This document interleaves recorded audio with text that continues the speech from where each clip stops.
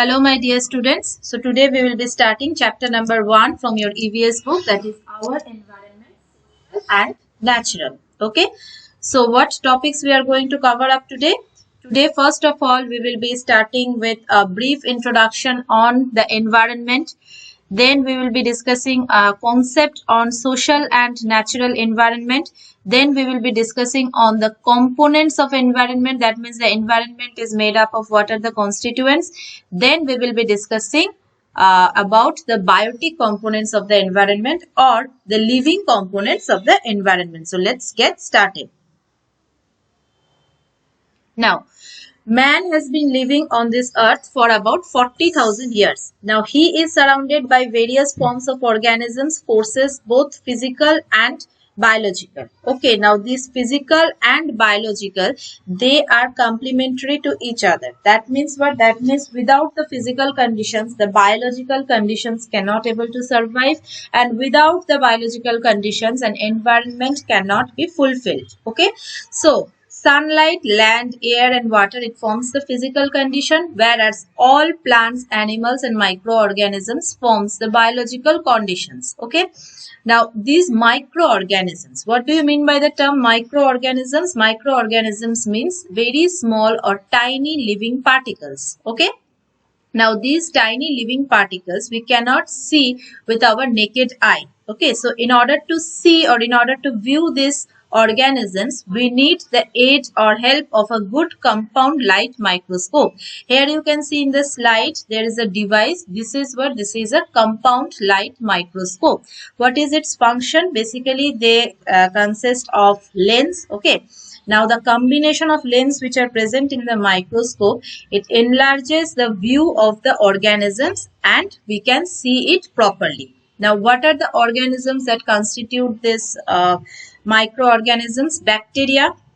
Can you able to see bacteria in your naked eye? No. Okay, bacteria, they are present all around us, but we cannot see it through our naked eye. Then virus, most of the fungi, some algae, okay, and even some protozoans like amoeba. Okay, where these amoebas are found in a still water, like in pond or lakes. Okay, they are microorganisms and they can be seen with the help of a compound light microscope. All right. Now, next, what is an environment? Okay. Now, what is an environment? Now, all the man-made conditions inside the natural condition constitutes the man-made environment or the social environment.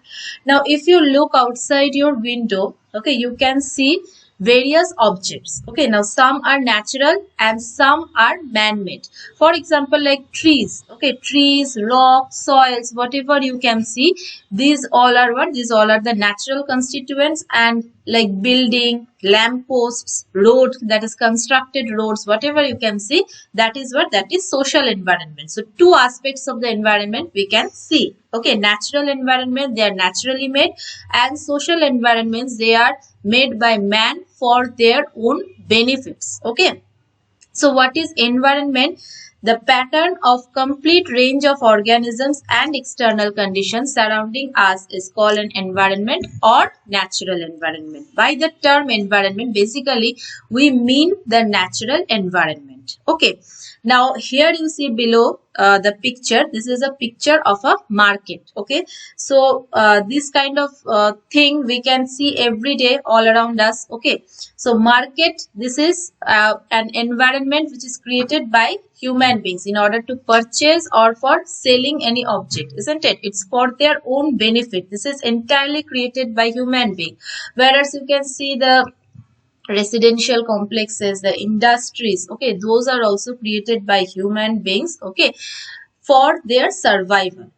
Okay, so that is what? That is the social environment. Okay, but the bare land, forest, okay, desert, okay, ocean, those are what? Those are created by Mother Nature, and that is referred to as the natural environment. Okay, so next we will be discussing on components of the environment. Components of the environment means what? What are the things that makes up an environment? Now, environment, it is made up of two things. That means it constitutes two things. One is the abiotic components and another one is the biotic components. Abiotic component refers to the non-living components, whereas biotic components, it refers to the living components. Okay, now abiotic components, what does it constitute? It constitutes number one, sunlight. You all know that sunlight, it is an ultimate source of energy. Without sunlight, no energy can exist. Okay, then rocks. Okay, then rocks are weathered to form soil. Okay, then water and air. Now all these non-living components, each one of the non-living components, they has got immense importance in our daily life. Now regarding the aspects of abiotic environment, we will be discussing in next class. Okay, today our concern is what? Biotic component. Today our concern is the biotic component. What is biotic component? Biotic components are the living components.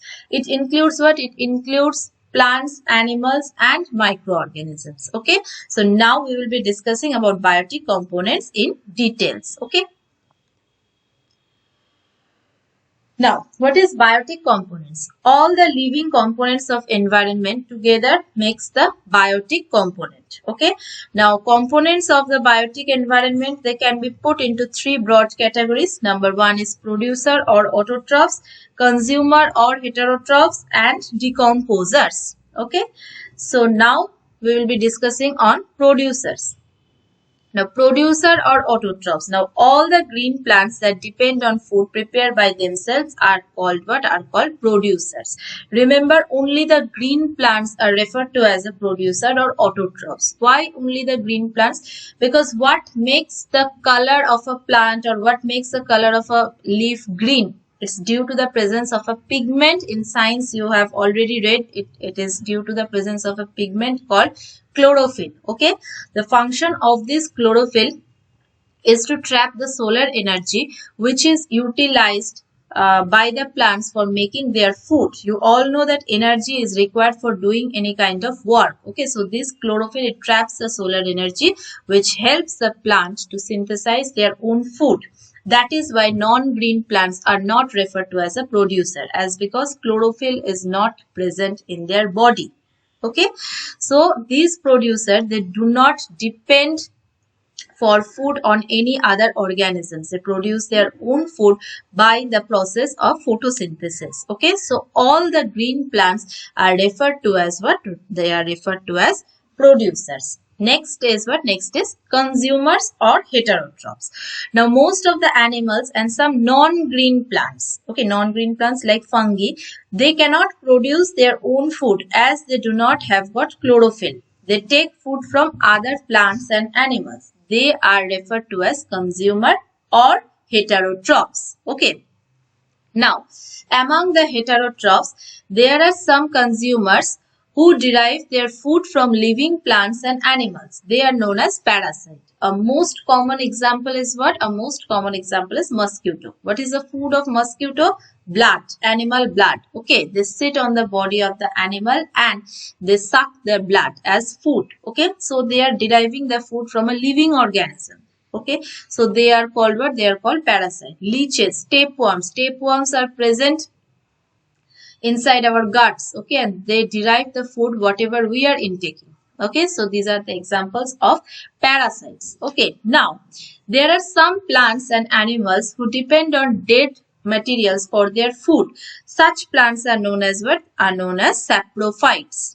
Okay, such plants are known as saprophytes, and the animals, okay, who performs the same, that is who depend on dead materials for their food, are known as what? Are known as saprozoic. Okay, examples of fungi like you can say mucor, aspergillus, these are the example of fungi. Rhizopas, okay, these are the saprophytes, whereas you can say all kind of scavengers, that is vulture, eagle, okay, hawk, okay, these are examples of saprozoic animals.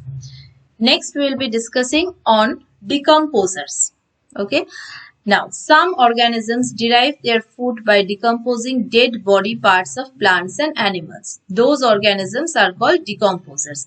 Most of the bacteria, fungi, termites, they are decomposers. Okay, now decomposers, they occupy, even we cannot see the decomposers, basically they are present in the soil.